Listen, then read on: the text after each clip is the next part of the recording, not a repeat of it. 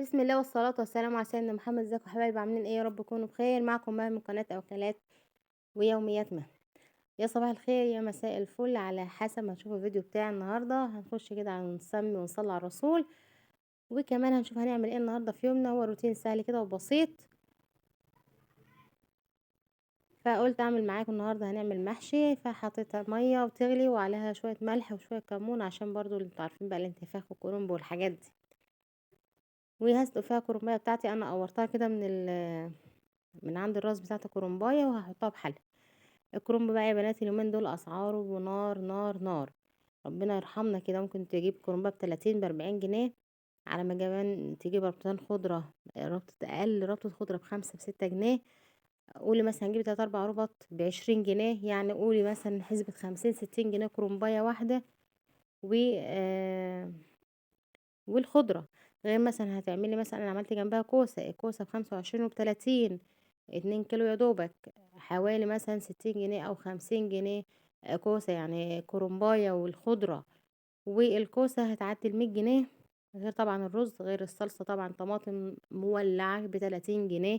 قولي حوالي 2 كيلو على الأقل، يعني حتى شايفين الطماطم مش ال- الصلصة بتاعتي مش حمرا قوي كمان. الطماطم كمان معدية 2 كيلو، هقولي مثلا ب60 جنيه. ادي 160 170 جنيه كرنب، و2 كيلو كوسة، وكمان بس غير بقى غير الرز بكام، وغير السمنة، وغير البصل، وكل الحاجات دي كلها. وغير طبعا لو هتعملي فرخة، يبقى ما شاء الله الأكلة الواحدة ممكن تعدي 300 جنيه غدا بس، مش هقولك فطار وعشاء وفاكهة غدوة.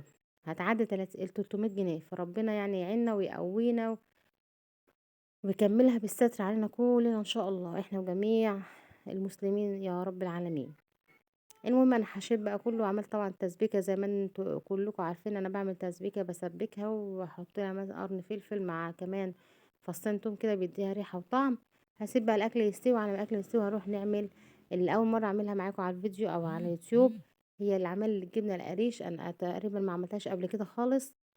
المهم يا بنات، فكان عندي لبن روبته، جبته يعني ما بغلوش ولا اي حاجه، بسيبه على الرخامه لتاني يوم يكون راب، وما شاء الله بيبقى حته كده زي ما انتم شايفين. بنشيل من على وشه القشطه.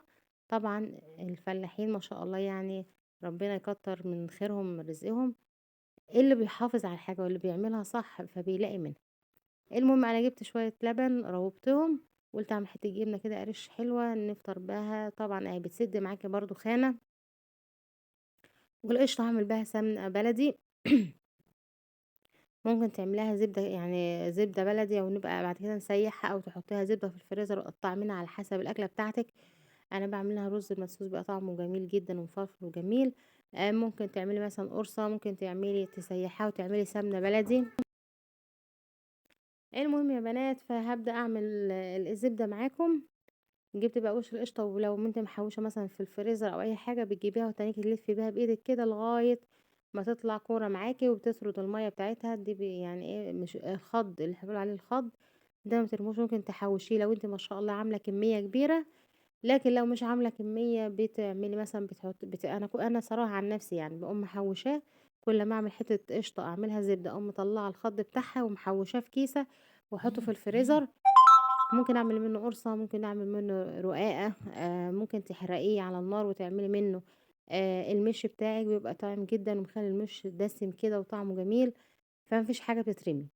لا اما تعجني بقى حتى الشرش بتاع الجبنة نفسه بتطلعيه، ممكن لو هتخبزي عيش هتعملي رقاقة برضو او اي حاجة او معجنات، بيبقى طعمها حلو جدا، وكمان بتديكي طراوة للعيش بتاعك. فالشرش اللي بينزل من قلب الجبنة ديت بتحطيه بتعينيه برضو في التلاجة، بتعجني منه. الخض ممكن تعمليه مش ممكن تعملي بيه قرصة، او ممكن تعملي بيه رقاقة. بيبقى دسم كده وطعمه حلو في الحاجة، زي ما انتم شايفين هي بتبقى اصلا من القشطة فبتبقى دسمة جدا. طبعا الزبدة هاخدها اشطفها كام مرة كده، واقوم حطها في كيسة في الفريزر لغاية ما نحوش كمية حلوة، وارجع اسيحها اشتغل بيها. ايه الجبنة يا بنات بقول لكم بقى، عشان انا لا بعمل منفعها ولا بحط فيها اي حاجة.